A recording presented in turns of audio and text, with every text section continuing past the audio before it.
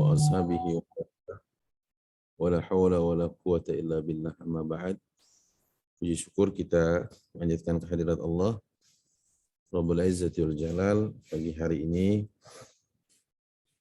Allah himpun kembali kita dalam majelis ilmu, di mana kita akan melanjutkan bahasan kita yang berseri ini dari kitab Ensiklopedia Tafsir Tematis, atau judul Arabnya adalah Mawsu'atu Tafsir Al-Mawdu'i, di mana kita sampai pada bahasan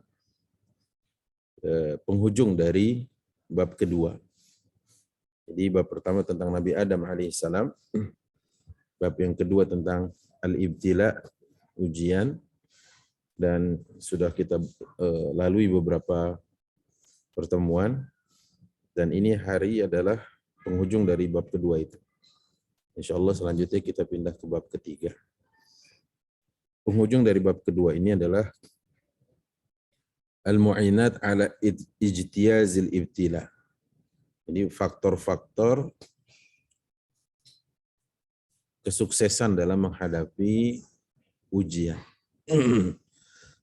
Karena tema kita adalah tentang ujian, maka kita membahas sekarang adalah faktor-faktor kesuksesan menghadapi ujian. Nah, itu ada lima poin. Temanya adalah kenalilah 5 faktor itu. Baik, jamaah yang Allah Subhanahu wa taala.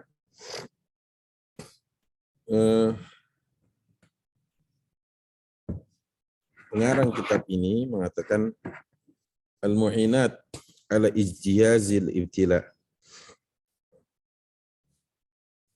bahwa kita sebagai hamba ini punya kewajiban, punya keharusan untuk berbekal. Labudda lil 'abdi an yakuna lahu zadun 'azim. Bahkan bukan cuma sekedar bekal, tapi bekal yang banyak, bekal yang besar yang kita harus miliki, yang kita harus punyai, atau yang harus kita sediakan. Mengapa demikian? Karena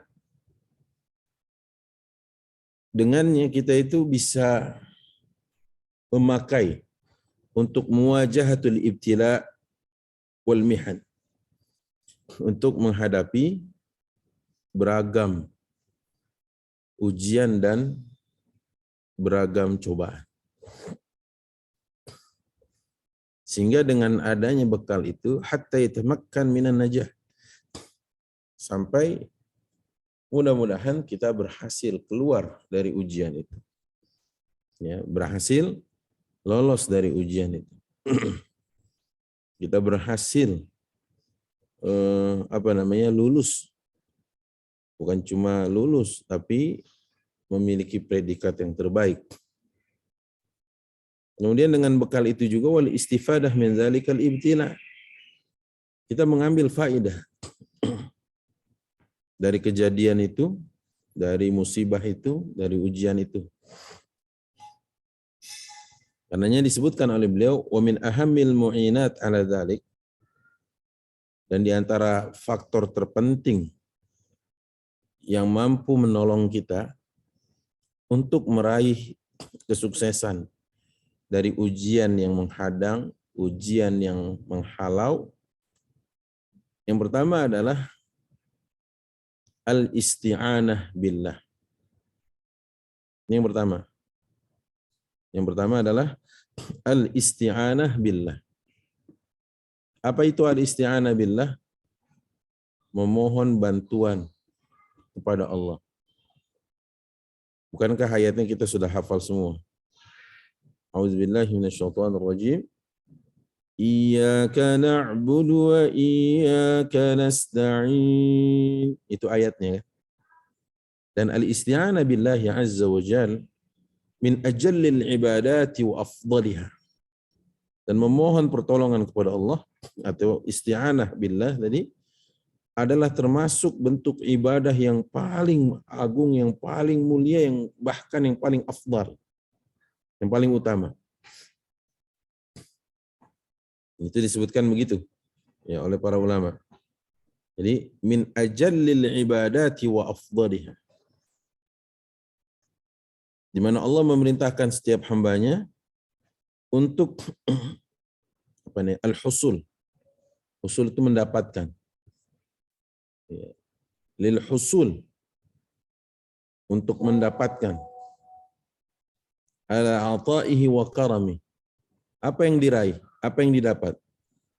Anugerah Allah, persembahan dari Allah, pemberian dari Allah, ya. Itu disebut dengan tadi al-husul ala ata'illahi wa karami. Dan juga dengan itu tadi, dengan isti'anah billah, seorang mendapatkan kemuliaan dari Allah Subhanahu wa taala. Allah Subhanahu wa taala berfirman di dalam Al-Qur'an di surah Al-A'raf ayat 128, kata Allah, qala Musa liqaumihi ista'inu billahi wasbiru. Jadi di situ Allah berfirman dan berkata Musa alaihi salam kepada kaumnya, mohonlah kalian semua pertolongan kepada Allah. Ya. Al-A'raf, bukan Al-Baqarah, Al-A'raf. Qala Musa liqaumihi ista'inu billahi wasbiru. Jadi memang minta pertolongan kepada Allah Subhanahu wa taala itu kiat.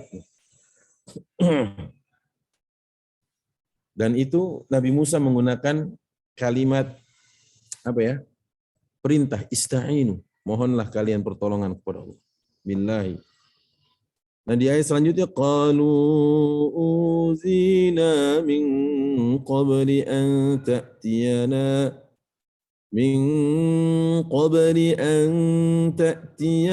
wa min ba'di ma ji'tana. Kami telah ditindas oleh Firaun sebelum kamu datang. Ya. Dan sesudah kamu datang juga. Tapi apa kata Nabi Musa? قال عسى ربكم أن يهلك عدوكم ويستخلفكم في الأرض فينظر كيف تعملون. Jadi di situ Nabi Musa mengatakan, semoga Allah tumpas, semoga Allah binasakan, semoga Allah musnahkan musuh-musuh kalian itu. Dan kemudian kalianlah yang menjadi khalifah di muka bumi ini. Kalian yang menjadi pengelola bumi ini. Kalian yang menjadi wakil Allah. Maka Allah akan melihat bagaimana perbuatan kalian. Jadi yang pertama adalah al-isti'anah billah. Baik, kembali kita kepada kitab kita. Fa'amarahum bil isti'anah billahi indama ibtalahum bi'udwani Fir'aun. Kalau ngelihat tadi ayatnya, Nabi Musa memerintahkan kepada kaumnya untuk minta tolong kepada Firaun yang sangat keji saat itu. Sangat keji, ya kan? Dan Nabi Musa menjanjikan di situ wal aqibatu lil muttaqin. Dan kesudahannya ini milik orang-orang yang bertakwa. Kesudahan dari cerita ini milik Allah, orang-orang yang bertakwa. Jadi, ayo kembali kepada Allah. Minta tolong kepada Allah. Dari kesewenang-wenangan Firaun dan bala tentaranya. Az-Zamakhsyari mengatakan bahwa Nabi Musa berkata kepada kaumnya ista'inu billah, qala lahum dzalik hina qala Fir'aun sanuqattilu abna'ahum fajaza'u minhu. Ya, jadi saat itu Fir'aun bilang, kami akan sembelih, kami akan mutilasi, kami akan cincang-cincang gitu bahasanya. Setiap bayi-bayi yang dilahirkan. Tapi kan wa yastahyuna nisaakum, dan Firaun membiarkan anak-anak perempuan itu hidup, tapi anak lakinya dicincang-cincang. Gitu kan? Itu yang terjadi. Dan Az-Zamakhsyari mengatakan Hina qala Fir'aun sanuqattilu abna'ahum fajaza'u minhu wa tadajjaru yusakkinuhum wa yusallibuhum wa'iduhumun nasrah alaihim. Dan Allah menjanjikan kemenangan dan Allah menjanjikan pertolongan. Jadi sebab pertama seseorang itu bisa keluar dari ujian yang membelenggu, ujian yang menghadang, ujian yang dihadapi adalah yang pertama ista'inu billah. Sekarang kita ini banyak kalau ada apa-apa ingatnya kawan kita yang kaya. Ingatnya tetangga kita yang punya gitu ya. Sekarang kita kalau ada apa-apa itu sama ini aja dia punya jabatan. Sama ini aja karena dia punya kedudukan. Dia punya pengaruh. Sama ini aja karena dia punya. Ista'inu billah. Anda sedang tidak ingin mati gitu. Keadaan Anda bukan lagi genting hampir mati, enggak. Jelas-jelas Bani Israel itu keadaannya adalah dicincang-cincang anak laki-laki mereka sama Fir'aun. Dibunuh hidup-hidup. Lantas, adakah yang lebih keras dari itu? Allah mengatakan alladzina taghaw fil bilad. Fir'aun itu sudah kelewatan dalam berbuat kezaliman di muka bumi ini, kelewatan. Tapi maksudnya adalah Nabi Musa tetap meminta kepada Bani Israel, jangan lupa, jangan tinggalin Allah. Hidup ini bagaimana kita bersama Allah. Kita plus Allah cukup. Me and Allah, ya gitu ya. Me plus Allah enough. Gitu kan? Saya kemudian plus Allah, maka cukup gitu. Begitu katanya. Nah, jemaah yang dimuliakan Allah Subhanahu wa taala. Di sini kemudian Allah katakan ya, Allah akan menjanjikan kemenangan. Wal 'aqibatu lil muttaqin. Dan sementara selanjutnya adalah wa yadhkuru lahum ma wa'ada Allahu bi bani Israil min ihlakil qibt wa tawrisihim ardhahum wa diyarihim. Bukan cuma sampai di situ. Bukan cuma Fir'aun dikalahkan. Tapi bagaimana kedudukannya diganti. Kala Allah tolong kaum mukminin yang beriman kepada Allah dan Nabi Musa itu, kemudian Allah kalahkan Fir'aun dan bala tentaranya, dan Allah kuatkan dengan keyakinan bahwa Allah Subhanahu wa taala akan menggantikan posisi itu kepada orang-orang yang beriman yang meminta pertolongan kepada Allah. Gitu ya. Jadi gitu satu paket itu. Pertama ditolong. Mungkin orang akan bingung dalam keadaan genting itu, aduh gimana ini? Gitu ya. Ditolong dulu pertama, dibuat tenang hatinya. Kemudian ditumbangkan dulu musuh Allah ini. Ditumbangkan dulu musuhnya. Selanjutnya yang kedua. Dan yang ketiga, digantikan posisi orang-orang zalim itu dengan orang-orang yang meminta pertolongan kepada Allah. Artinya, dijadikan orang-orang yang meminta pertolongan kepada Allah Subhanahu wa taala tersebut sebagai pengganti dari Fir'aun yang buruk akhlaknya, semena-mena perbuatannya, zalim perangainya, diganti dengan orang-orang yang saleh. Al-Imam Al-Maturidi mengatakan, ista'inu billahi bin nasri lakum wal dhafar, wasbiru ala adzahum wal bala. Mohonlah kalian pertolongan kepada Allah dan kemenangan. Dan bersabarlah atas derita dan ujian yang ada. Jadi ini luar biasa. Bahkan Nabi SAW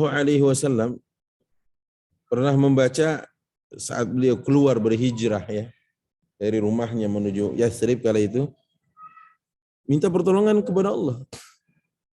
Dalam surat Yasin ayat 9, surat 36 ayat 9, وَجَعَلْنَا مِنْ بَيْنِ أَيْدِيهِمْ سَدًّا وَمِنْ خَلْفِهِمْ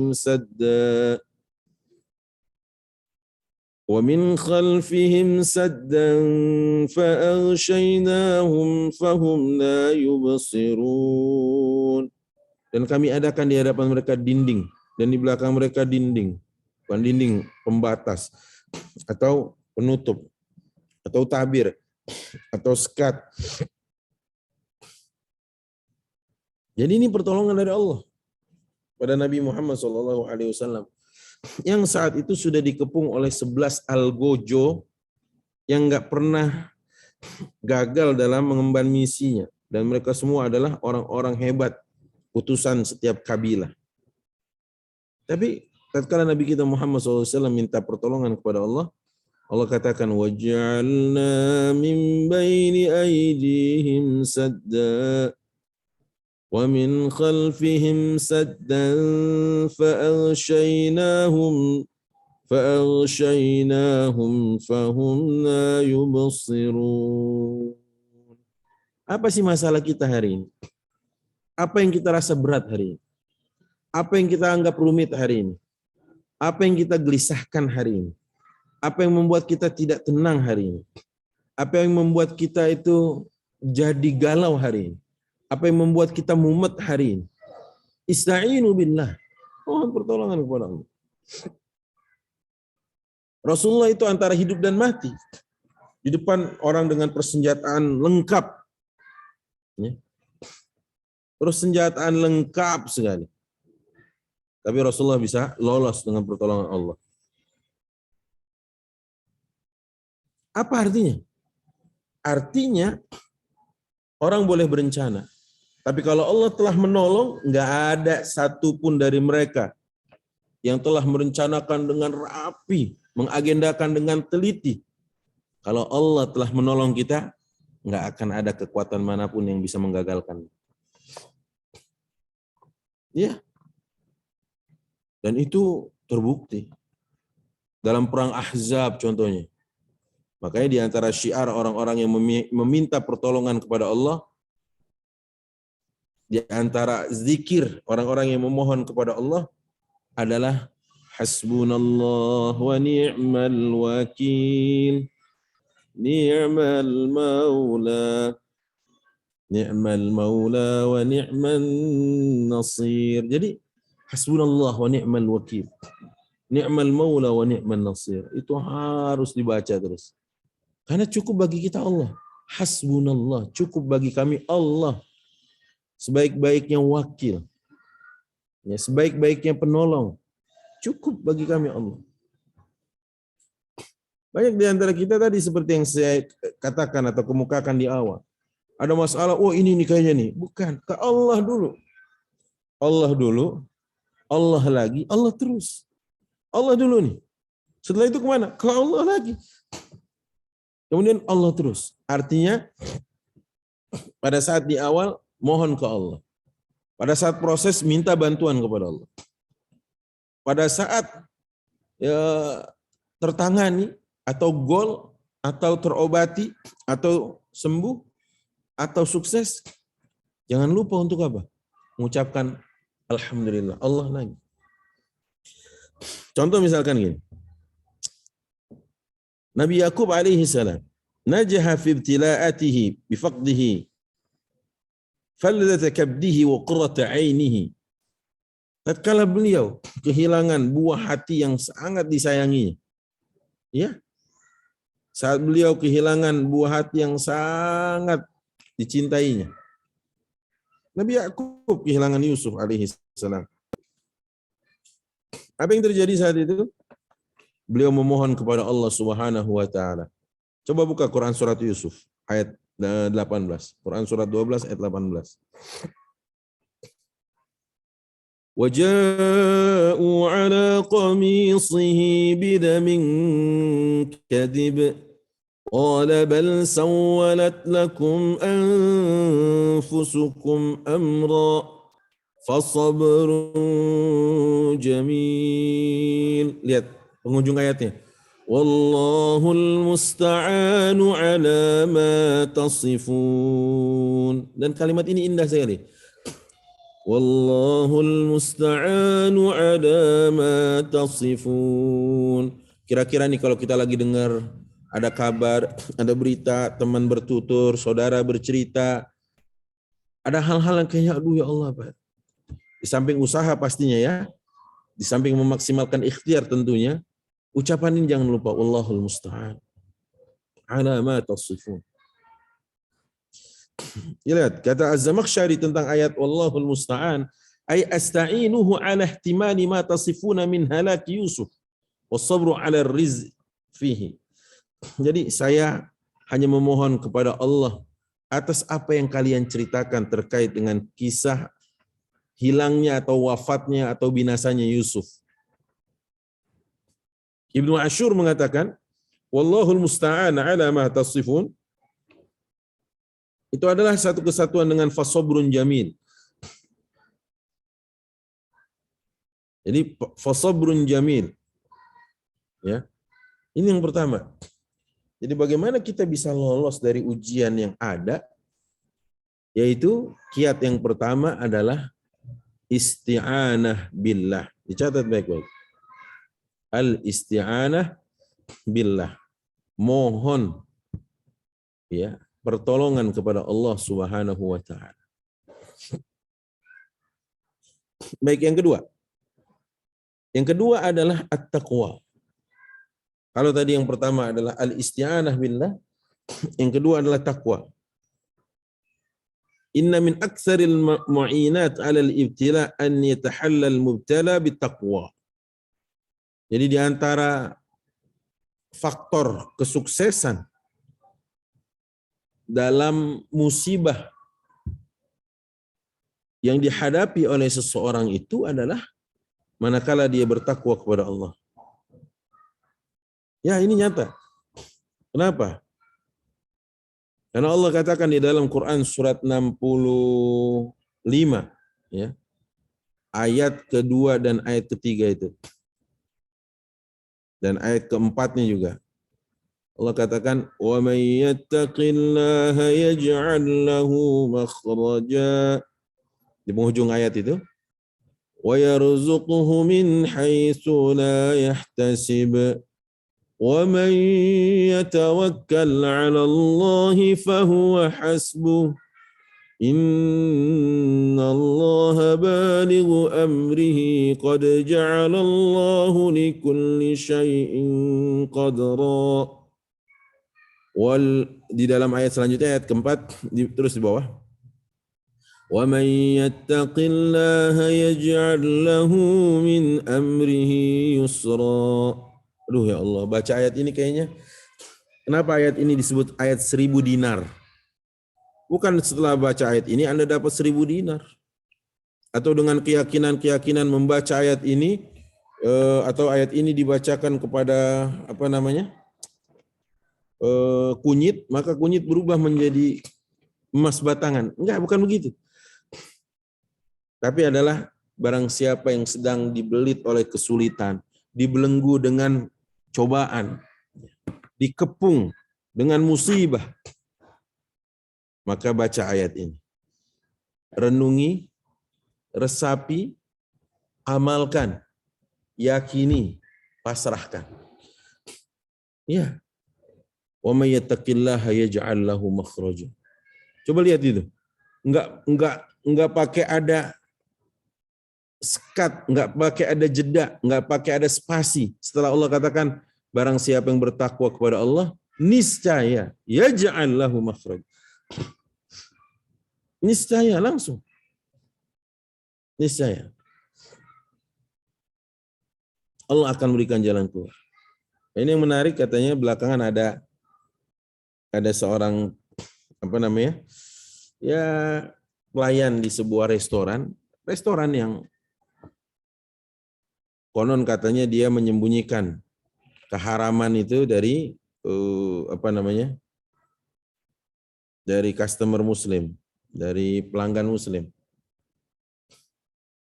Sehingga akhirnya begitu karyawannya ini memberitahukan tentang apa yang dilakukan oleh si restoran itu kepada salah seorang public figure, katanya. Kemudian public figure itu berterima kasih karena tidak jadi makan benda haram di situ. Orang ini malah dipecat. Tapi saya katakan, saya kuatkan, bilang sama orang tersebut yang dipecat karena menyelamatkan saudara muslimnya dari makanan yang haram, menyelamatkan saudara muslimnya dari tertolaknya doa karena ada makanan yang haram, maka dia akan diangkat oleh Allah derajatnya. Allah akan kasih solusi yang terbaik buat dia. Karena selama ini mungkin hatinya berperang. Dan ini sekaligus nih, buat ibu-ibu semua yang mungkin sedang membutuhkan karyawan atau ada restoran yang sedang sedang membutuhkan tenaga tambahan, boleh nih saya kasih ya info ini. Semoga mudah-mudahan ibu-ibu, bapak jamaah yang ikut hadir tergerak untuk meng-hire orang jujur kayak gini. Karena dia pecat gara-gara dia memberitahu bahwa itu makanan tidak halal. Gitu ya. Tapi buat orang itu wa may yattaqillaha yaj'al lahu makhraja. Allah akan kasih jalan keluar dari sisi Allah. Dan di ayat selanjutnya ayat 3-nya wa yarzuqhu min haitsu la yahtasib. Allah kasih rezeki dari arah yang tidak disangka. Orang berpikir rezeki itu uang, melulu uang. Padahal suasana penting. Ada orang yang uangnya banyak, tapi suasananya nggak nyaman. Karena dia harus berbohong, menutupi keadaan.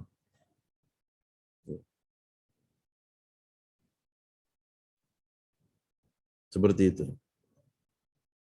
Jadi saya katakan sekali lagi, ayo. Kalau mau lulus dari kondisi yang membelit kita, takwa. Dan di ayat selanjutnya ini, wa may yatawakkal 'ala Allah fa huwa hasbuh. Dan barang siapa yang bertawakal kepada Allah, Allah yang akan mencukupkan keperluan. Jadi Allah mengulang kalimat lagi, wa may yatawakkal. Wa may yattaqillaha yaj'al lahu makhraja. Kemudian yang kedua, wa may yatawakkal 'ala Allah fa huwa hasbuh. Dan ayat selanjutnya ayat keempatnya, ayat ketiga dalam urutan ini, dan siapa yang bertawakal kepada Allah, Allah jadikan segala urusannya mudah. Wa may yattaqillaha yaj'al lahu min amrihi yusra. Jadi ayo sama-sama, dan ini saya mengajak diri saya sendiri dan kemudian kepada yang lain. Imam Qurtubi menceritakan apa yang dikatakan oleh Imam Al-Kalbi,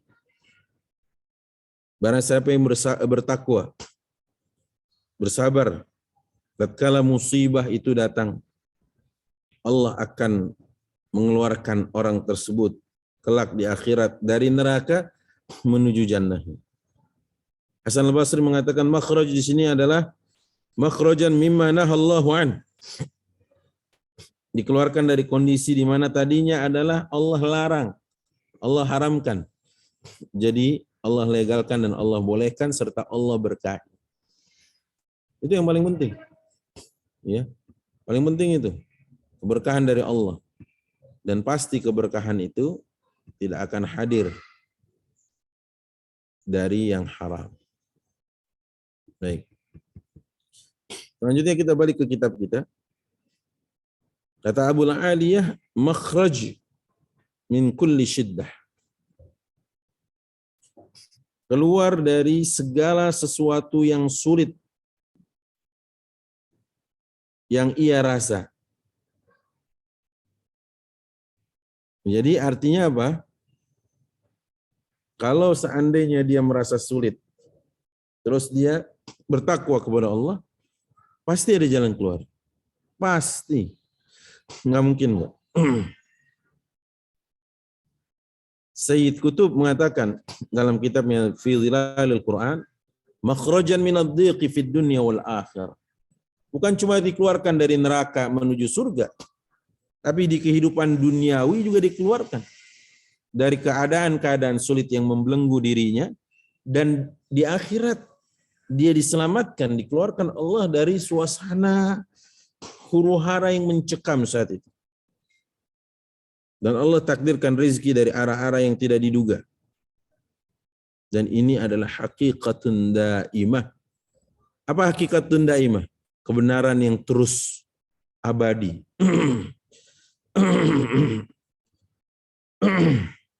Artinya kebenaran yang terus abadi, janji Allah ini kan benar, ucapan Allah ini tidak salah. Kalimat Allah ini tidak pernah keliru. Itu maksudnya. Jadi itu semua adalah janji Allah itu tepat, nggak pernah salah, nggak pernah keliru. Kata Sayyid Qutb, haqiqatun daimah. Ini bukan cuma di zaman para nabi, dan ini bukan cuma di zaman para sahabat. Ini berlaku untuk kapan dan untuk siapa? Untuk semua orang yang bertakwa kepada Allah dengan kriteria yang tadi disebutkan. Dia akan mendapatkan wa may yattaqillaha yaj'al lahu makhraja. Kemudian wa may tawakkal wa yarzuqhu min haitsu la yahtasib. Dapat jalan keluar, rizki yang tidak diduga-duga. Kemudian Allah mencukupkan segala kebutuhannya. Dan yang terakhir adalah segala urusan dipermudah. Bukankah ini yang kita butuhkan? Saat sesuatu datang kepada kita. Bukankah ini yang kita butuhkan? Saat musibah itu hadir dalam kehidupan kita. Bukankah ini yang kita butuhkan? Saat beragam cobaan, beragam himpitan itu mendera kita. Maka sekali lagi adalah, coba lihat ayat 1000 dinar ini.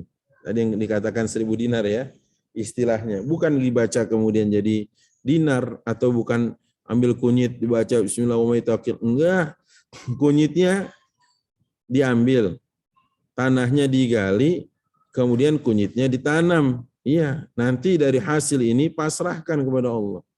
Dengan tetap bertakwa kepadanya, insya Allah masalah-masalah dan kesulitan ekonomi akan mudah jadinya insya Allah. Baik.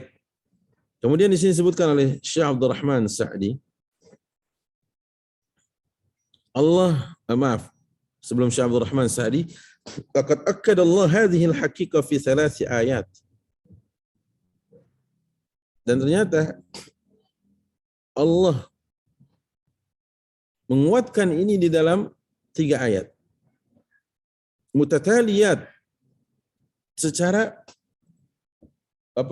beriring-iringan, berkelanjutan, enggak di ayat-ayat terpisah, gitu ya. Mutataliyat, terus gitu ya. Untuk apa? Litarassukh fin nafs, agar nancap, ya, agar menancap kuat di dalam hati setiap orang yang bertakwa kepada Allah. Quran surat Yusuf surat 12 ayat 90 juga Allah mengatakan innahu may yattaqi wa yasbir fa innallaha la yudhi'u ajral muhsinin. Siapapun yang bertakwa, bersabar, Allah enggak akan menyia-nyiakan pahala dari orang-orang yang berbuat baik. Syekh Abdul Rahman Sa'di mengatakan bahwa yattaqi fi'l ma haramallahu wa yasbir 'alal alami wal masaib wa 'alal awamir bimtithaliha.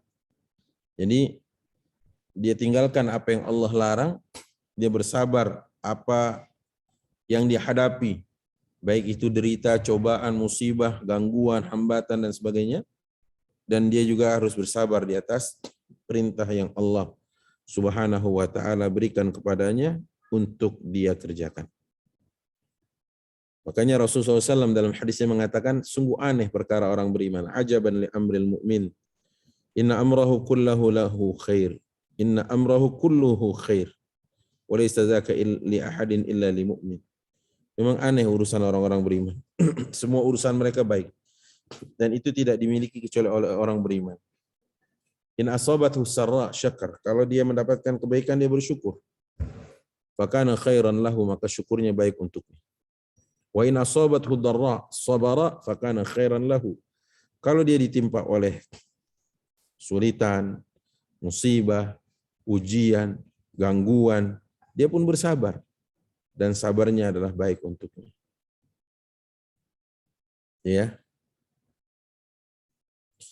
Tentang ayat ke-36 dari Quran surat 9 surat At-Taubah, Allah mengatakan waqatilul musyrikina kaffah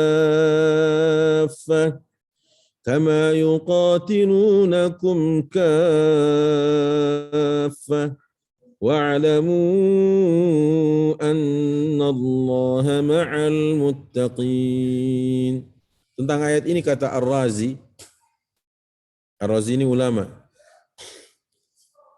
Ta'wiluhu annahu dhaminun lahumun nasr. Maksud dari ayat ini kata Fakhrul Razi, Fakhruddin Ar-Razi, beliau mengatakan annahu, bahwasanya Allah dhaminun lahumun nasr. Allah menjamin, Allah menggaransikan kemenangan dan pertolongan. Kita aja kalau beli handphone, kita aja kalau beli elektronik, apapun itu, handphone kah, TV kah, laptop kah, apapun namanya elektronik, atau kita apapun yang kita beli dari otomotif, kalau ada garansinya, rasa senang dan rasa percaya diri itu tinggi. Jaminannya berapa? 2 tahun. Alhamdulillah lama misalkan. Bahkan kita beli spring bed, kita tanya, jaminan pernya berapa, ini garansi pernya. Oh ini 5 tahun, oh ini 10 tahun. Untuk hal-hal duniawi saja kita merasa nyaman dan tenang bila mana ada garansi. Fama balukum. Bagaimana menurut Anda bahwa Allah dhaminun lahumun nasr. Allah menjamin, Allah menggaransikan kemenangan dan pertolongan. Masya Allah. Dan ini butuh apa? Butuh keyakinan. Kata Syekh Abdurrahman As-Sa'di, bi'aunihi wa nasrihi wa ta'yidihi. Semua itu adalah karena pertolongan Allah, ya. Karena kemenangan dari Allah, bantuan Allah, kemenangan dari Allah. Iya, nggak boleh seorang mukmin itu nggak yakin dengan ini. Ya. Maka Syekh Sa'di mengatakan, faltahrisu ala isti'mali taqwallah fi sirrikum wa alanikum. Maka semangatlah kalian dalam memohon pertolongan atau mendapatkan pertolongan dari Allah dengan menjaga ketakwaan kepadanya dalam keadaan berkesendirian atau di tengah keramaian, melaksanakan perintahnya dengan penuh ketaatan, dan kalau dalam ayat tadi khususnya dalam memerangi musuh. Baik, faktor yang ketiga sudah 2. Pertama al-isti'anah billah, yang kedua at-taqwa, yang ketiga as-sabru, sabar. As-sabru adalah sabar. Faktor yang ketiga dikatakan oleh Syekh, as-sabru khuluqun azim. Sabar ini adalah akhlak yang sangat mulia. Yu'inu ala daf'il bala'i wa ijtiyazil ibtila biiznillah. Yang mana dengan kesabaran ini seseorang dibantu, atau kesabaran ini membantu seseorang untuk apa? Untuk menghadapi ujian dan cobaan. Fama 'ala al-'abdi illa an yasta'ina bi rabbih ay yu'inahu wa yujbar musibatahu. Dan memang tidak ada lagi bagi seorang makhluk, seorang hamba, kecuali dia meminta tolong kepada Allah Subhanahu wa taala. Dengan kesabaran. Tadi kan di ayat 198 dari surat 7 juga ada ayat yang dibacakan tadi, wasbiru, oleh Nabi Musa kan gitu ya. Qala Musa liqaumihi ista'inu billahi wasbiru. Disuruh sabar juga.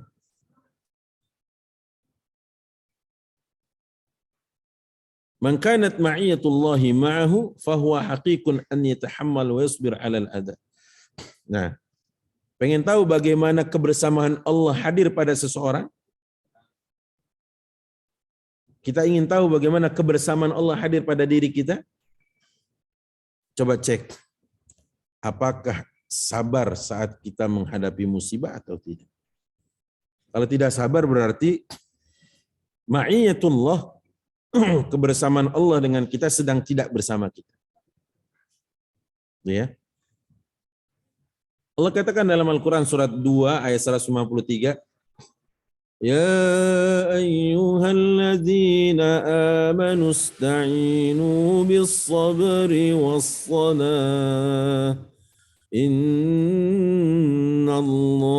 ma'as-sabirin. Apa maksudnya innallaha ma'as-sabirin? Kata Imam Al-Wahidi, ay inni ma'akum ansurukum wala akhzulkum. Saya ini sama engkau, aku ini sama kalian. Aku akan tolong kalian dan enggak akan menghinakan kalian. Gitu bahasanya. Dari kalimat innallaha ma'as sabirin. Aku bersama kalian. Kata Allah kurang lebih begitu, kata Imamul Wahidi tafsirnya tentang ayat itu.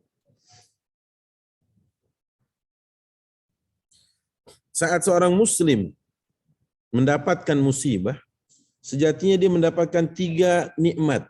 Yang pertama adalah nikmat berupa takfirus sayyi'at. Digugurkan kesalahan dan dosa-dosa.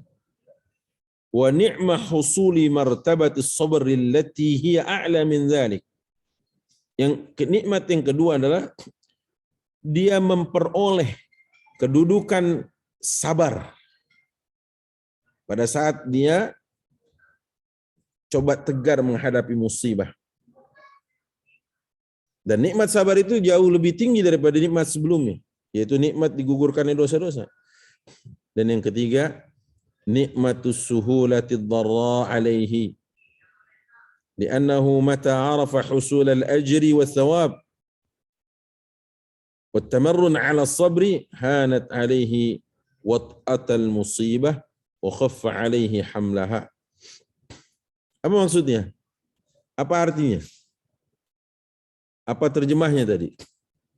Yaitu nikmat yang ketiga adalah pada saat dia ditimpa musibah dan dia bersabar, bagi dia sedang belajar untuk menghadapi dan tetap tegar dalam ujian-ujian. Sehingga kalau ada musibah-musibah lagi, dia tidak kaget.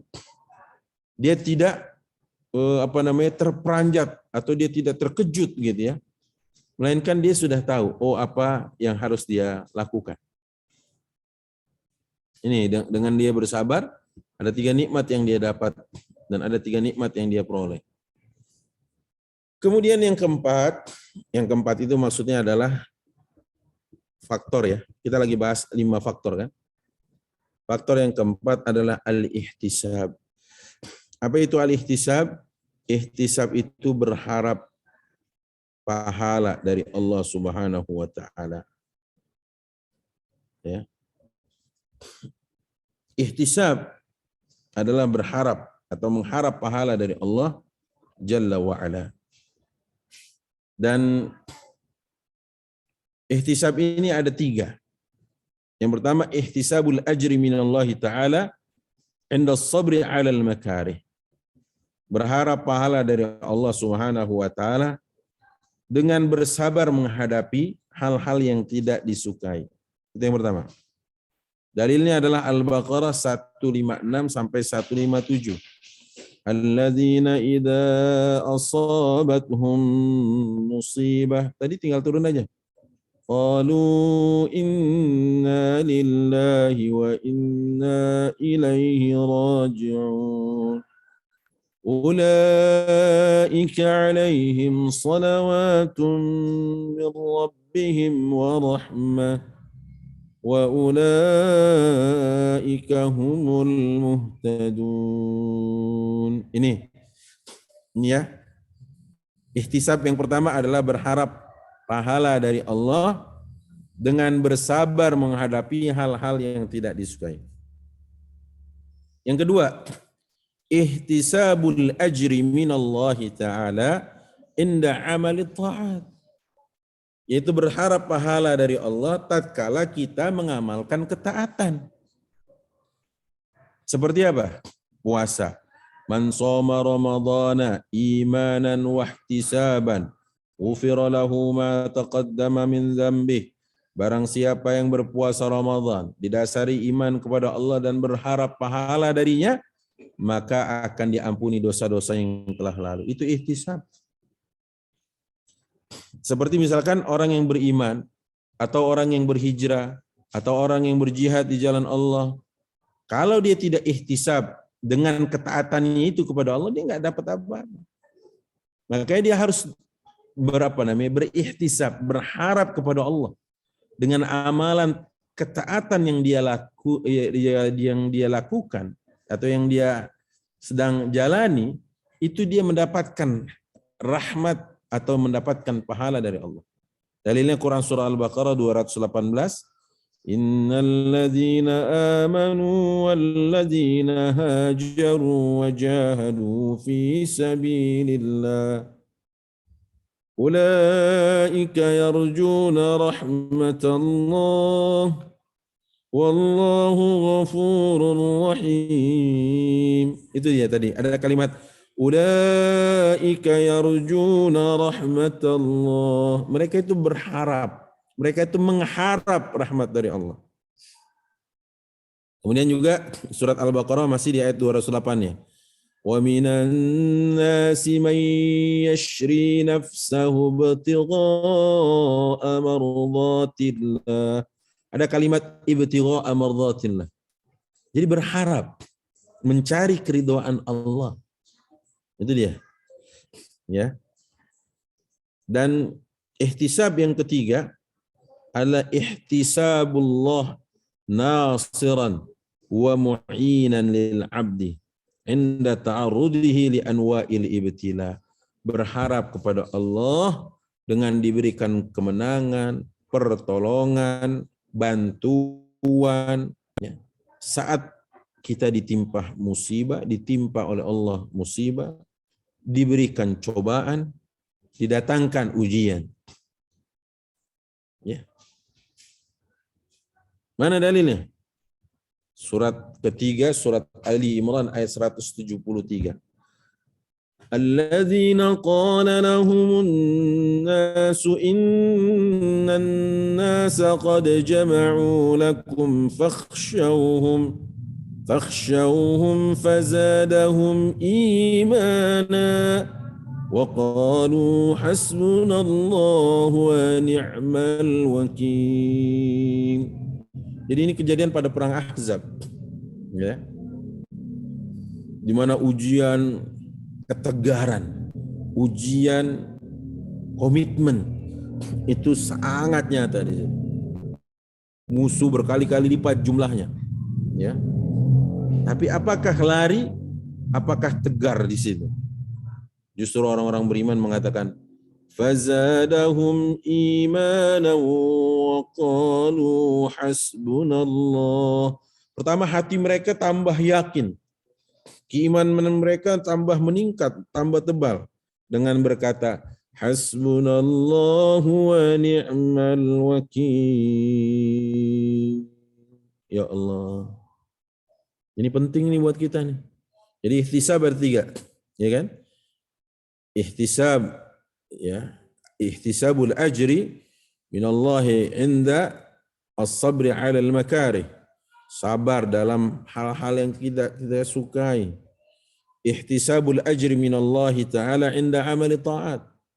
Tatkala amal taat, kita juga harus berharap pahala di situ, ya kan?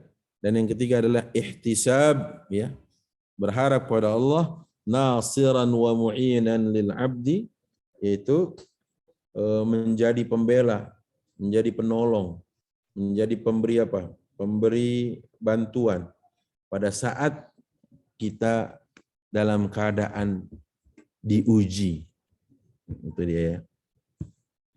Dan yang terakhir, faktor yang kelima adalah kata para ulama yang disebut dengan al-imanu bil qadar. Jadi faktor yang kelima yang membuat kita lulus dan lolos dari ujian yang menghadang adalah mengimani takdir. Para ulama mengatakan bahwa di antara banyaknya manfaat, di antara banyak sekali manfaat daripada kita beriman atau mengimani takdir, di antaranya adalah as-sabru ala aqdarillahi ta'ala wa ibtila'ih. Maka dia akan melahirkan kesabaran. Buah dari beriman kepada Allah, pada takdir Allah adalah melahirkan kesabaran. Dan iman kepada takdir itu akan menumbuh kembangkan jiwa orang-orang beriman tentang hakikat keimanan. Ya, itu dia. Makanya kalau enggak, coba lihat orang-orang kafir, enggak percaya dia sama takdir. Ya, itulah yang membuat kita memiliki diferensiasi. Yang saya rasa bukan cuma berbicara tentang perbedaan, tapi juga tentang valuasi nilai kita dengan orang-orang yang tidak beriman. Orang beriman harus punya nilai. Kalau dia nggak punya nilai, apa bedanya dia dengan orang-orang kafir? Orang kafir nggak beriman, dia nggak beriman juga ya sudah. Sama dong, podo katanya ya, kata orang Jawa. Ya, makanya tatkala orang-orang beriman percaya takdir, mereka itu diingatkan Allah Subhanahu wa taala. Misalkan hal yang tidak nyaman menurut kita tapi belum tentu tidak baik menurut Allah. Quran surat Al-Baqarah ayat 216 ya.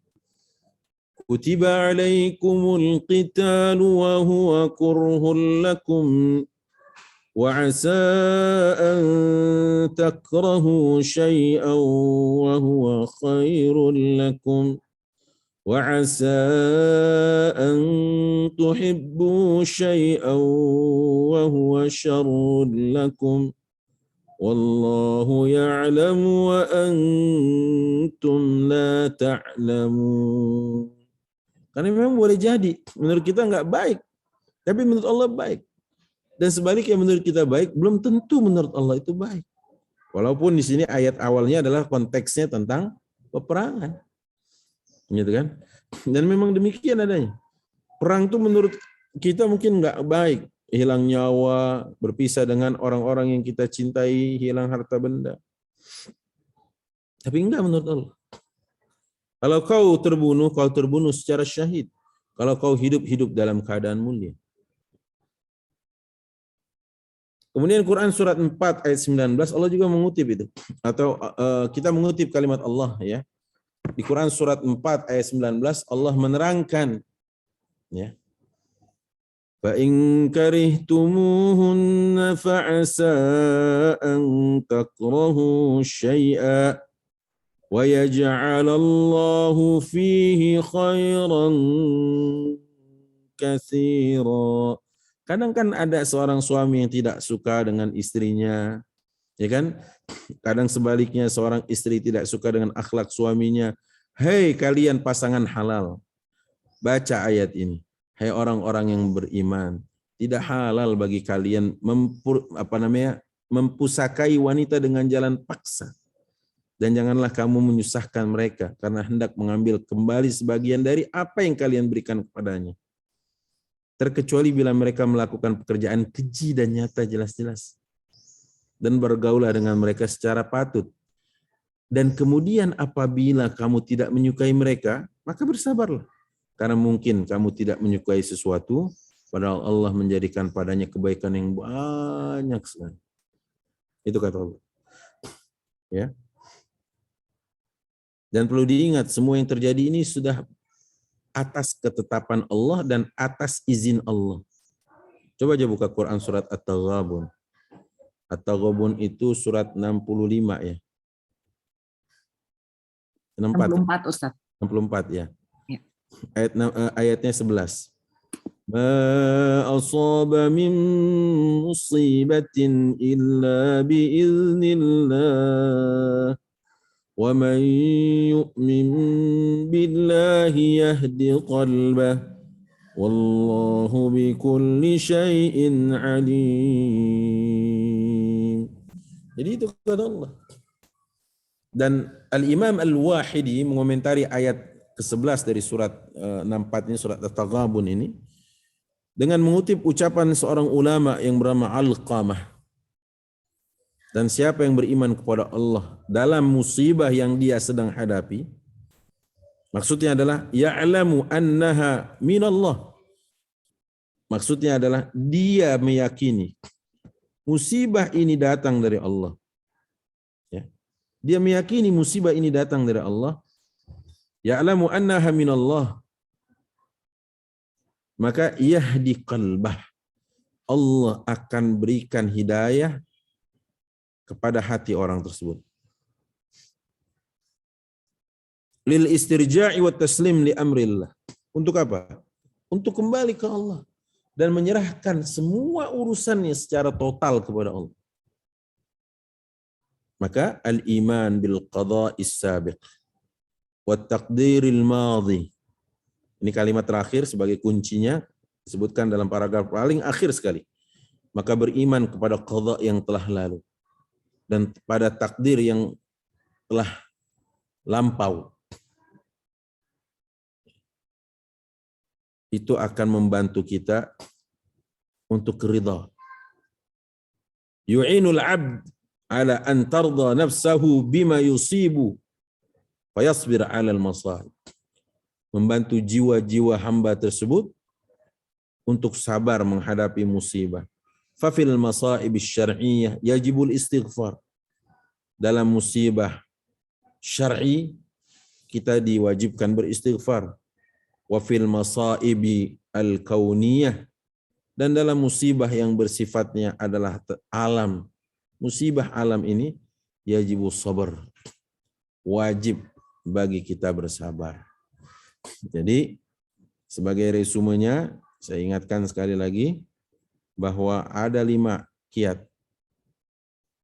kita bisa sukses menghadapi musibah atau ujian sehingga kita lulus dengan bukan hanya sekedar lulus tapi predikat kita yang terbaik. Yang pertama adalah al-isti'anah billah. Dicatat ya. Memohon bantuan kepada Allah. Yang kedua adalah at-taqwa. Bertakwa kepada Allah. Yang ketiga adalah as-sabr.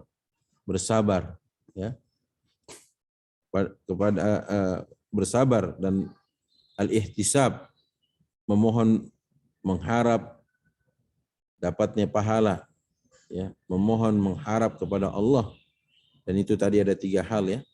Ihtisabul ajri minallahi ta'ala inda sabri 'alal makari, ihtisabul ajri minallahi ta'ala inda amali ta'at,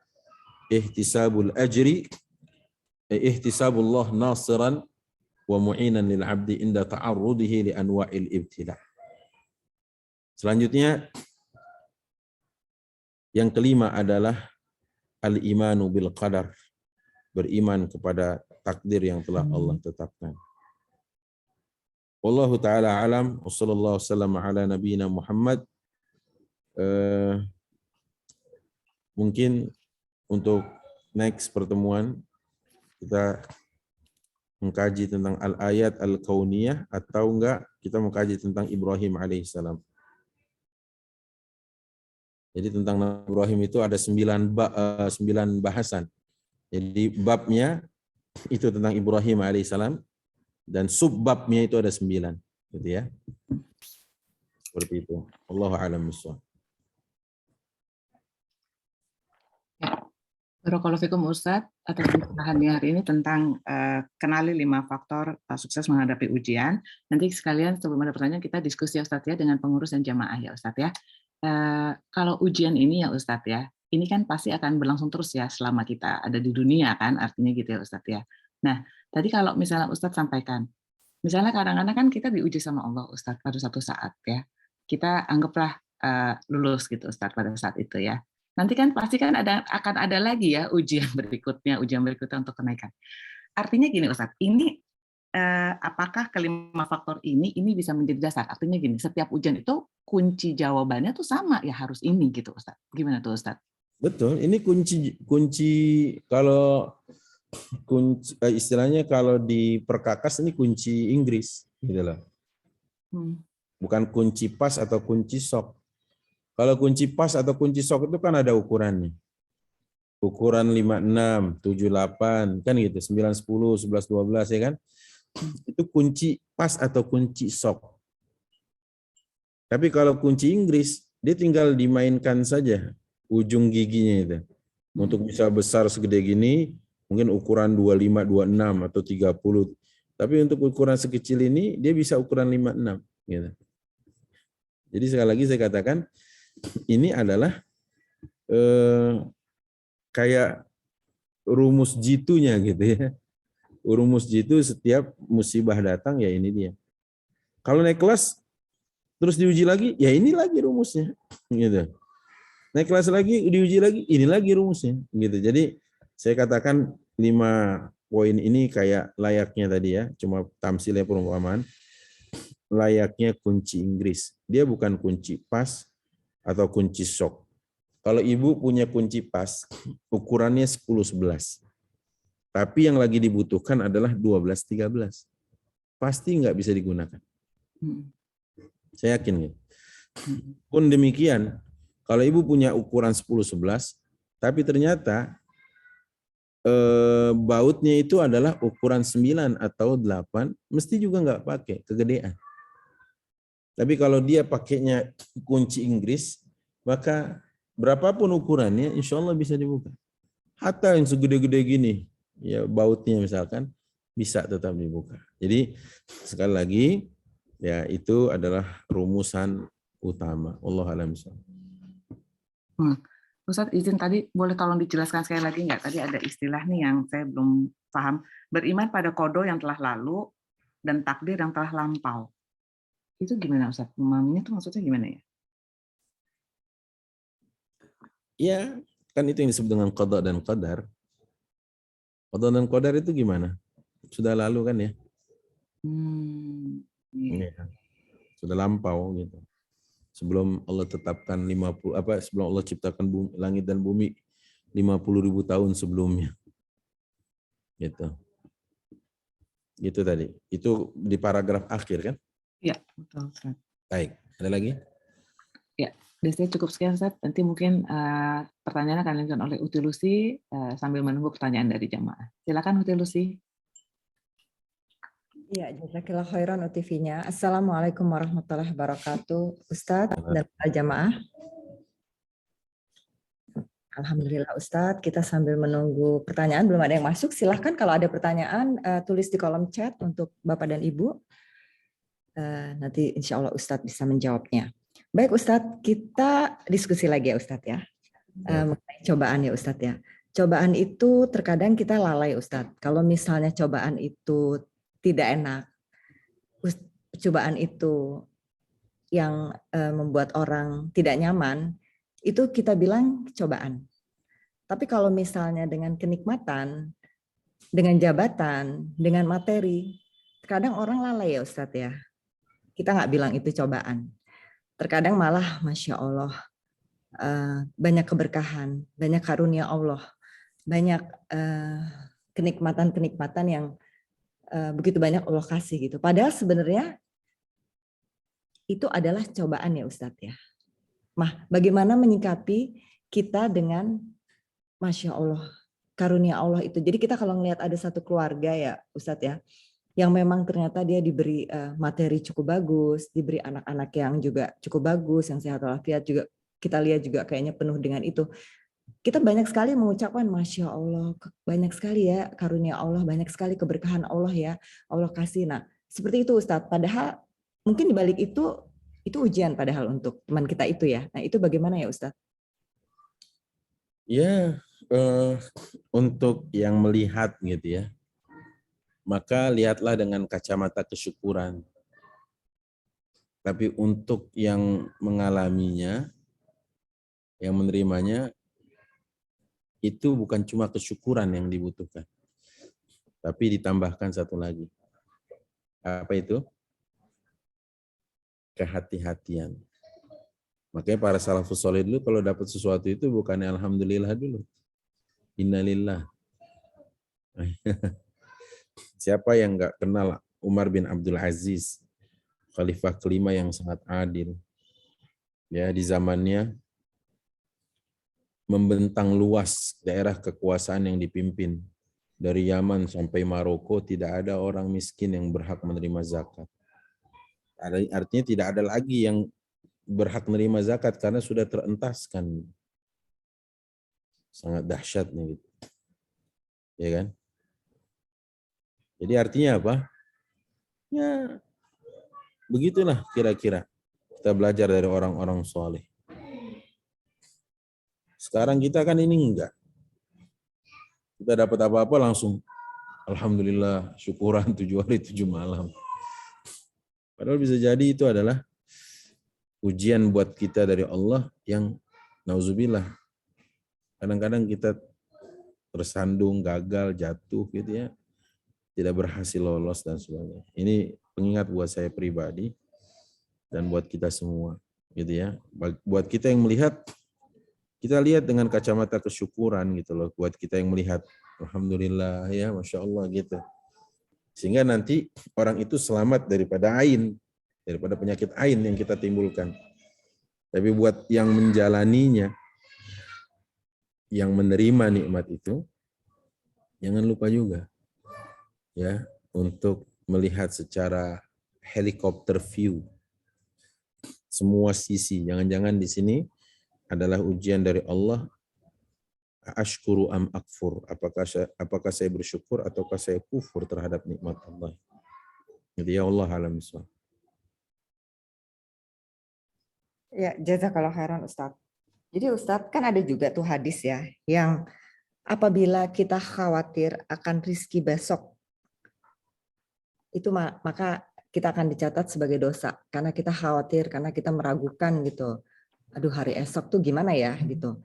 Itu ternyata kita akan dicatat sebagai dosa gitu. Tapi kan kita kehati-hatian kita itu kan sebenarnya boleh. Jadi misalnya kita juga menabung, aduh kita harus menabung untuk besok, atau enggak aduh nanti besok ini kita seperti apa. Ya udah lihat nanti deh.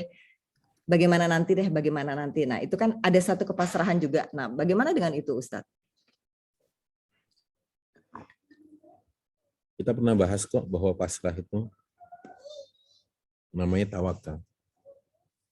Dan tawakal itu tidak pernah menyelisihi ikhtiar. Ikhtiar juga tidak pernah melampaui tawakal. Jadi keduanya berjalanan berdampingan. Gitu ya. Bukan berarti tawakal tidak ikhtiar. Bukan berarti setelah ikhtiar kemudian nggak perlu tawakal. Keduanya ada. Perintah Allah kok di dalam Quran surat 4 ya. Ayat 9. وَلْيَخْشَى الَّذِينَ لَوْ تَرَكُوا مِنْ خَلْفِهِمْ ذُرِّيَّةً ضِعَافًا خَافُوا عَلَيْهِمْ فَلْيَتَّقُوا اللَّهَ وَلْيَقُولُوا قَوْلًا سَدِيدًا.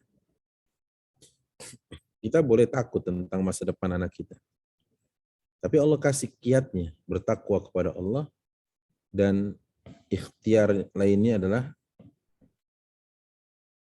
وَلْيَقُولُوا قَوْلًا سَدِيدًا, yaitu ucapkan kalimat yang baik. Kan gitu kan? Jadi ya tetap Allah kasih itu kiatnya, tetap bertakwa, dan juga di antara ikhtiar kita adalah berkata baik agar punya generasi yang ngomongnya berakhlak. Ya udah gitu. Allah a'lam bishawab. Ya, Masya Allah. Jazakallah khairan Ustadz ya. Mengenai akhlak ya Ustadz ya. Jadi kan memang sedikit mengenai akhlak nih Ustadz tadi, karena Ustadz menyinggung akhlak ya. Akhlak itu kan sebaiknya kita sebelum kita berilmu, memang para sahabat dulu, akhlak dulu yang dibetulin. Seperti itu ya Ustadz ya. Akhlak gitu. Tapi untuk saat ini kalau saya bilang sih ya Ustadz ya, kita sebagai muslim gitu ya, akhlak kita sih kurang ya kalau saya bilang gitu. Karena dari nggak usah jauh-jauh, misalnya kayak seperti di jalan gitu, seperti itu ya Ustadz ya, di jalan gitu, orang tidak menghargai seperti bagaimana pejalan kaki itu harus didahulukan, bagaimana yang namanya naik motor itu juga harus didahulukan, bagaimana orang yang naik angkot atau naik yang memang itu sebenarnya lebih tidak nyaman dari kita di mobil itu harus didahulukan. Nah itu tuh itu beda sekali gitu, bagaimana perlakuannya, bagaimana kita memperlakukan orang-orang di jalan seperti itu sih Ustadz. Jadi misalnya kita jalan pagi gitu ya Ustadz ya. Pas jalan pagi itu mobil tuh nggak akan menghargai kita gitu. Beda gitu sama yang justru di negara-negara yang non muslim, dia sangat menghargai pejalan kaki. Dia akan berhenti jauh-jauh dari kita berapa meter dan dia akan suruh kita jalan. Padahal kita hanya mau lihat-lihat gedung. Kita hanya mau lihat-lihat gedung di pinggir jalan, itu dia mobil dari jauh udah berhenti, suruh kita, dikira kita akan nyebrang jalan. Seperti itu loh Ustaz. Nah itu tuh bukan hanya sekali atau dua kali, tapi berbagai macam hal yang kita temuin di sini tuh adalah akhlak gitu. Nah padahal akhlak itu kan penting ya sehari-hari tuh Ustaz. Bagaimana itu menyikapi akhlak-akhlak kita sebagai kaum muslim gitu loh Ustaz. Ya iya tadi, tapi jangan kemudian lantas membuat kita silau dengan perbuatan orang-orang kafir ya. Di sisi itu dia baik gitu. Di sisi lain memang ada PR buat kita sebagai muslim. Kadang-kadang juga kita nggak bisa sebelah pihak ya. Sebelah pihak tuh maksudnya mobil selalu salah.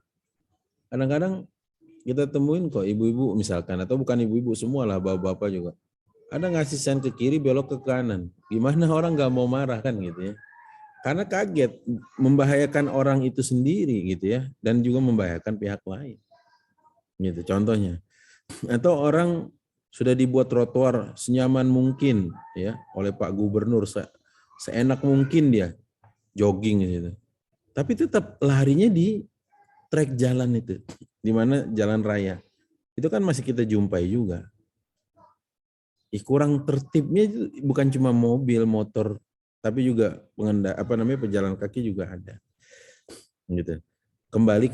Kalau saya kembali kepada introspeksi diri kita masing-masing, termasuk adalah mungkin pengendara mobil yang kadang di zona sekolah kencengnya bukan main. Di negara-negara luar itu radius sekian meter itu sudah siap-siap gitu ya.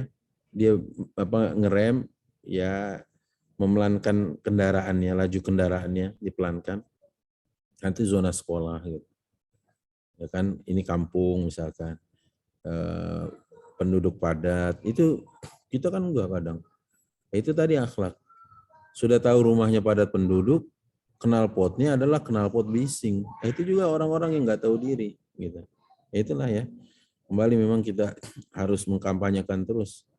Akhlak ini bagian yang terpenting ya. Setelah akidah dan ibadah, maka yang ketiga adalah muamalah. Allahu a'lam bishawab. Ya, jazakallahu khairan Ustaz. Alhamdulillah ini sudah masuk, ada pertanyaan. Silahkan ya yang mau bertanya, tulis di kolom chat, jadi kita bisa sampaikan kepada Ustadz. Bismillah. Saya kemungkinan sampai jam 11 ya, karena ada kegiatan lagi ini, ada agenda lagi setelah ini. Oh iya, berarti masih ada 15 menit lagi ya Ustadz ya. Ustadz, bagaimana cara kita mengetahui bahwa ujian atau cobaan yang kita dapatkan itu merupakan ujian keimanan kita atau teguran Allah kepada kita? Jazakallahu khairan Ustadz. Baik, ini pertanyaan pernah ditanyakan juga di majelis ini, tapi tidak apa-apa saya jawab. Jadi diantaranya adalah cara mengetahuinya setelah itu dan sebelum itu dan setelahnya. Kalau sebelum itu, kita termasuk orang yang sudah taat di atas jalan Allah. Kemudian kalau setelah itu, kita tambah kembali kepada Allah, tambah semangat dalam ibadah, tambah baik dalam bermuamalah, tambah jujur dalam berinteraksi, ya, tambah kuat keyakinannya, tambah semangat dalam memberinya, gitu ya. Maka itu adalah ujian yang akan menaikkan derajat keimanan kita di sisi Allah. Gitu ya. Tapi kalau kaitannya dengan hal-hal yang sifatnya itu adalah istilahnya tambah buruk, kemudian mengalami kefuturan, yang tadinya berjilbab malah lepas jilbab, yang tadinya semangat sholat 5 waktunya terjaga malah enggak, itu namanya adalah musibah bagi orang itu ya. Allahu a'lam bishawab. Ya Ustadz. Baik Ustadz, pertanyaan berikutnya Ustadz, izin bertanya di luar tema, bagaimana kita menyikapi adanya perbedaan Hari Raya Idul Adha antara ormas tertentu dan pemerintah, dan sebaiknya kita puasa hari Arafahkah karena bersamaan dengan hari wukuf di Arafah, sementara kita terdapat perbedaan Hari Raya Idul Adha-nya. Itu bagaimana Ustadz? Ya, saya juga melihatnya ini bukan barang baru ya.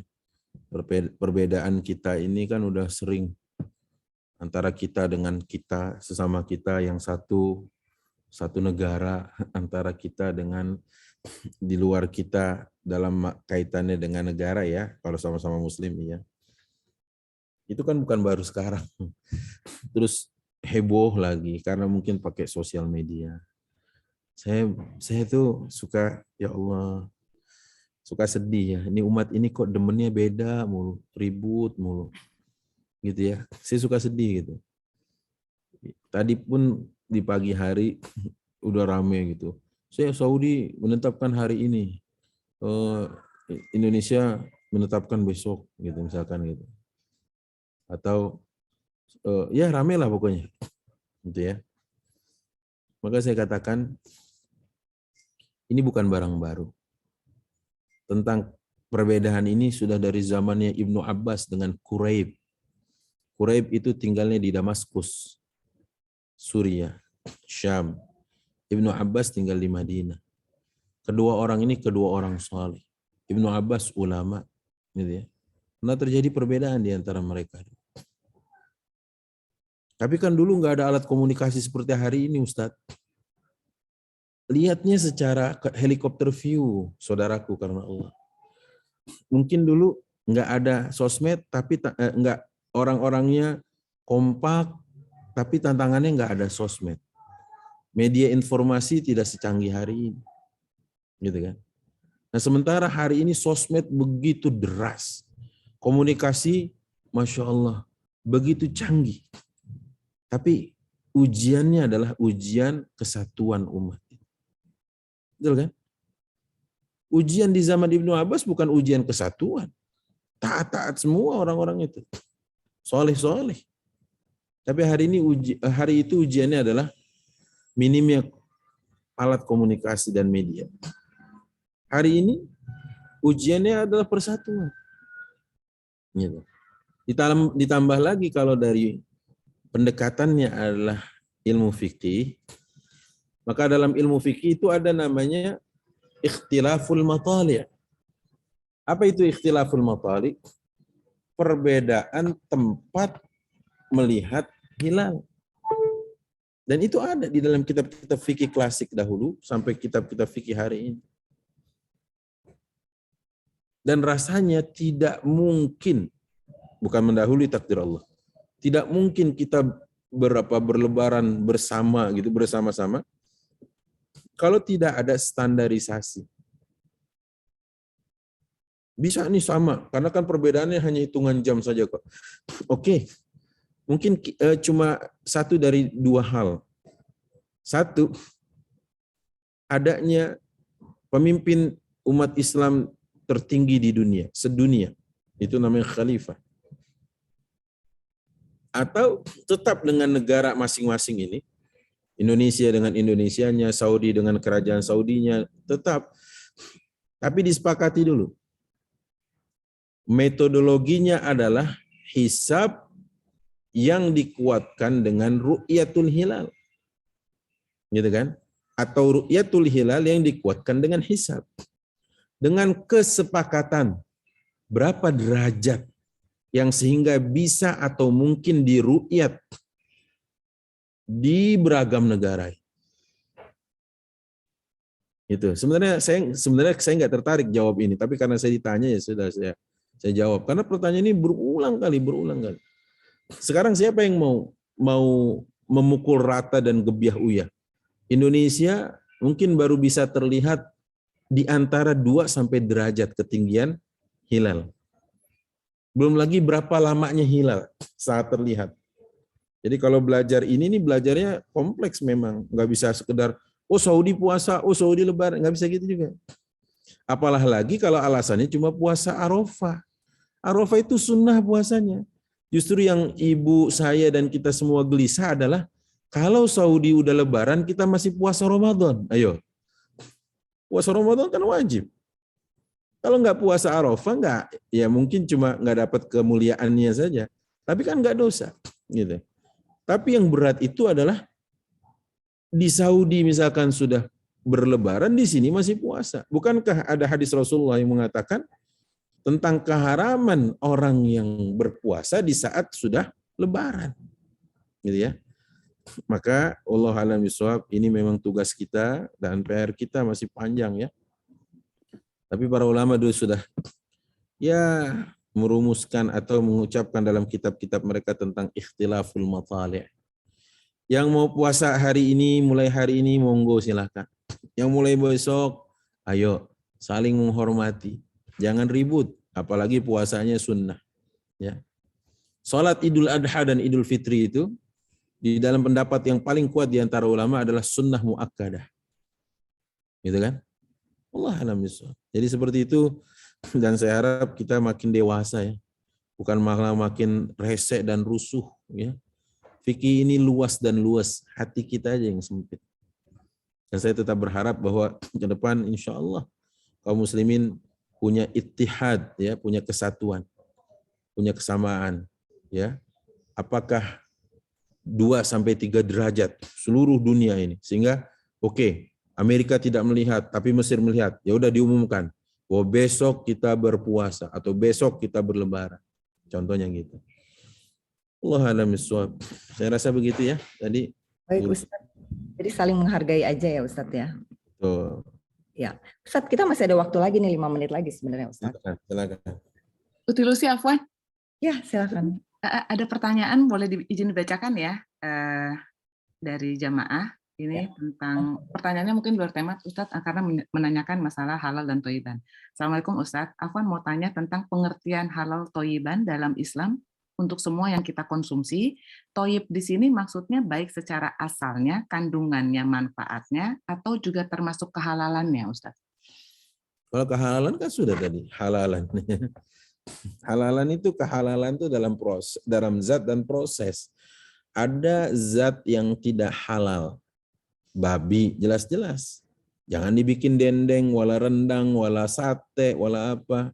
Apalagi lagi kalau itu pendekatannya adalah kultur budaya dari adat Minang yang kita tahu notabene adalah bisa dikatakan 99% Muslim. Bukankah katanya mereka orang-orang yang paling mengindahkan makna tentang hargai, ya, hormati, ya kan gitu, adat dan budaya. Budaya Minang itu adalah, adat Minang adalah bersanding sara bersanding kitabullah. Kenapa Anda kemudian malah justru menyulut itu? Itu contohnya. Nah, yang diharamkan oleh Allah nggak banyak kok, sedikit aja. Diharamkan ada yang jelas-jelas disebut namanya seperti anjing, maaf, akramakumullah, babi juga. Tapi ada yang disebutkan secara spesifikasi, misalkan berkuku tajam, bergigi taring, berparuh kuat. Itu kan nggak disebutin burung A, burung C, burung D, burung enggak gitu. Selanjutnya adalah halal secara proses. Halal secara proses itu baik proses mendapatkannya ataupun proses dalam mengolahnya. Ada proses mendapatkannya dibeli dengan cara yang halal, ada banyak. Tapi saat mengolahnya dicampur oleh arak, ya kan gitu. Campuran-campuran yang haram, itu juga haram. Tidak halal. Nah, bicara tentang thayyib, thayyib itu baik. Betul tadi. Zatnya baik. Kan gitu. Kandungannya baik. Ya kan? Terus apanya lagi? Ngolahnya baik. Bukan cuma ngolahnya halal loh. Ngolahnya halal. Misalkan nggak ada unsur dipakai mirin, nggak dipakai khomer, nggak dipakai rum misalkan. Tapi dibakarnya sampai gosong. Itu kan nggak baik. Karena itu sudah jadi karbon gitu kan. Dan karbon tuh nggak bagus masuk ke dalam tubuh kita. Karena dia racun gitu kan. Tapi ini halalan thayyiban Ustadz gitu ya. Nggak thayyib. Halal iya, tapi nggak thayyib. Kenapa? Mau sampai gosong itu kok. Kalau ada sate sampai gosong juga saya Ahmad Ridwan nggak mau makan. Walaupun saya penggemar sate gitu ya. Jadi ya seperti itu ya. Jelas ya, halalan thayyiban. Wallahu a'lam bishawab. Ustadz, kalau misalnya, kan tadi kan halal belum tentu thayyib, tadi gitu kan Ustadz ya.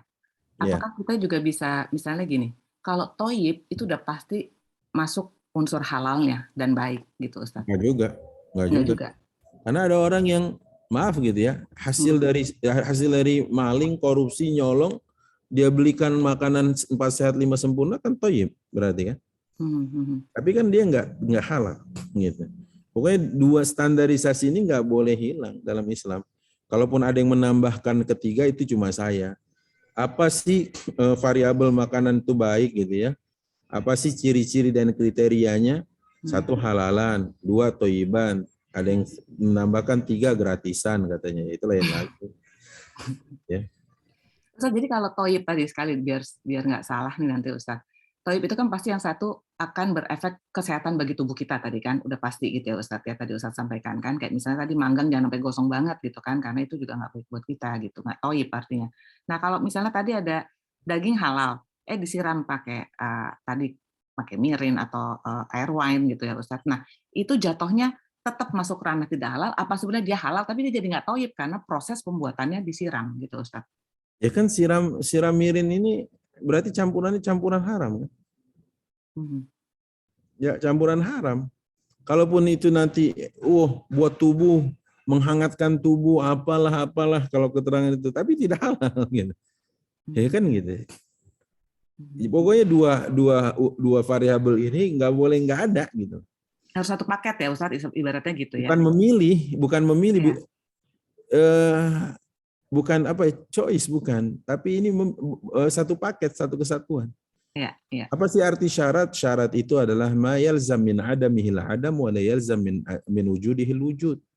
Kata para ulama usul fikih yang disebut dengan syarat itu adalah sesuatu yang apabila ia tidak didapat, maka tidak terlaksana sebuah perkara. Tapi kalau dia ada, tidak serta-merta sebuah perkara menjadi harus ada. Gitu. Ya. Barakallahu fikum Ustaz. Uti Lucy silakan dilanjut. Jazakallahu. Ya Ustadz, ini pertanyaan terakhir aja Ustadz dari saya Ustadz. Enggak pertanyaan sih Ustadz. Kebetulan pertanyaan juga sudah selesai Ustadz. Jadi Ustadz tadi mengenai ujian ya Ustadz ya. Nah saat ini Ustadz, alhamdulillah kita semua alhamdulillah masih diberi kesempatan untuk masuk di bulan mulia, bulan haram ya Ustadz ya. Nah itu kan ujian sebenarnya buat kita ya. Kalau ada beberapa orang yang memaknai itu adalah ujian, karena di sini adalah di depan kita nih sekarang, insya Allah akan ada promosi besar-besaran. Allah kasih bonus 10 hari awal Zulhijjah ya Ustadz ya. Nah terkadang promosi ini kita diuji di sini, kita kurang tertarik. Padahal ujian kalau promosi jualan yang namanya lagi sale ini, lagi promosi ini, lagi setengah harga di sini, itu tuh kita bergegas.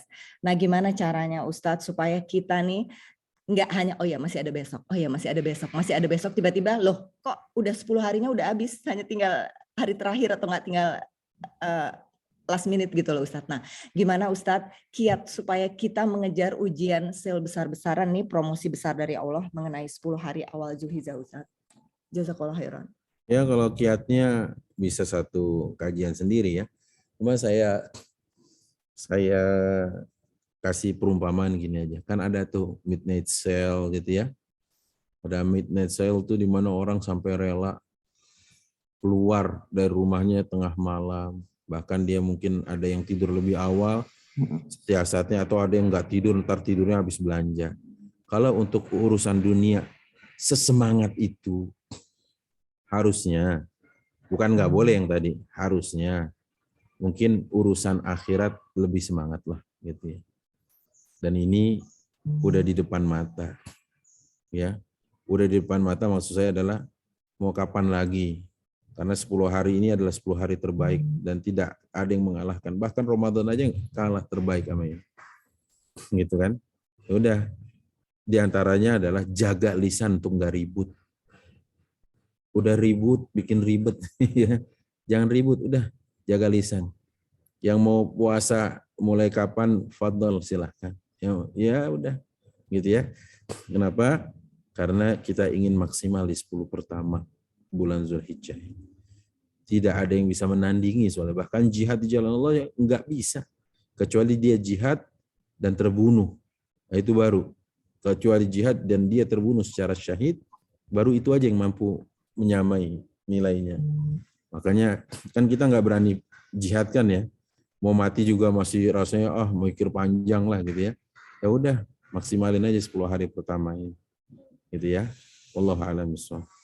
Ya Ustadz, barakallahu fiik. Jadi tunggu, jadi kita untuk qiyamul lailnya juga bisa dikejar juga ya Ustadz ya? Apapun, semua amal soleh. Ini semua amal soleh ya kalau di 10 hari terakhir ini ya, bukan hanya puasa aja berarti kan Ustadz?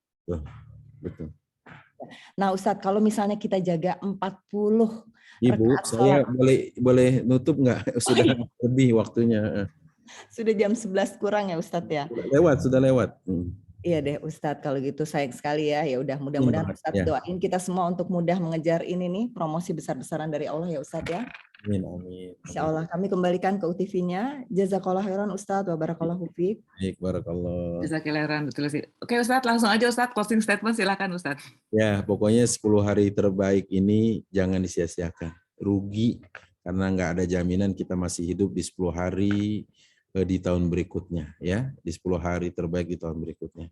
Saya mohon maaf, mungkin harusnya bisa banyak tanya jawab, tapi ada kegiatan lain ya, Bu Lucy, Bu Vinya, dan Bu Farah dan lainnya.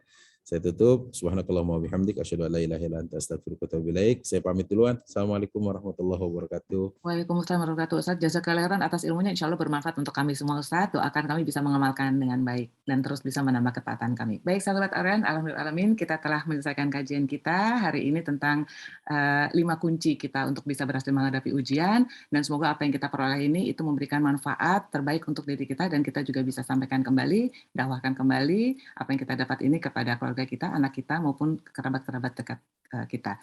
Mohon maaf apabila ada pertanyaan belum terbacakan. Akhir kata dari kami, wabillahi taufiq wal hidayah. Wassalamualaikum warahmatullahi wabarakatuh.